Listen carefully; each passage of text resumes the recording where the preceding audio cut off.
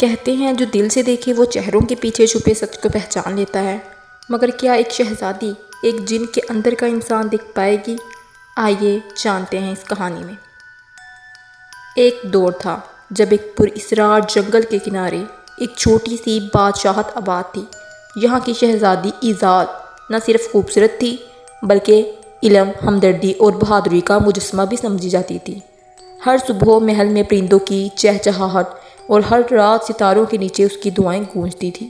مگر اسی ریاست کی سرحد پر ایک ویران پہاڑ کے اندر رہتا تھا ایک جن، جس کا نام کوئی نہیں لیتا تھا، مگر ہر بچہ اسے ظلمت کا سایہ کہہ کر کانپ جاتا تھا۔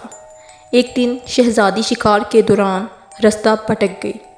رات اندھیری تھی، روشنی دور اور آوازیں اجنبی۔ اچانک ایک سایہ نمودار ہوا۔ پوری فضا میں سرد ہوا کی لہر دوڑ گئی۔ یہ جن تھا، مگر اس کی آنکھوں میں خوف نہیں تھا، تنہائی تھی۔ شہزادی نے کانپتی آواز میں پوچھا، کون ہو تم؟ جن نے کہا، وہ جسے دنیا نے کبھی انسان نہیں مانا۔ دن گزرتے گئے، شہزادی لوٹ تو آئی مگر دل میں ایک سوال لے کر، کیا جن واقعی ظالم ہوتا ہے یا ہم نے بس سن رکھا ہے؟ وہ واپس گئی۔ بار بار، ہر بار وہ جن خاموش رہتا مگر سننے لگتا۔ شہزادی بولتی۔ شہزادی کی باتیں جن کی دیواروں پر نقش ہونے لگتی۔ ایک دن جن نے پوچھا، تم ڈرتی نہیں ہو مجھ سے؟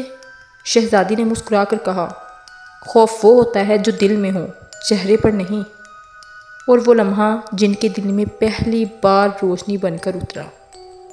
مگر ایک دن شہزادی نے جن کی غار میں ایک پرانا آئینہ دیکھا، جس میں جن کی انسانوں والی شکل نظر آئی اور ساتھ لکھا تھا، صرف سچا دل اس جن کو پھر سے انسان بنا سکتا ہے، مگر قیمت چکانی ہوگی۔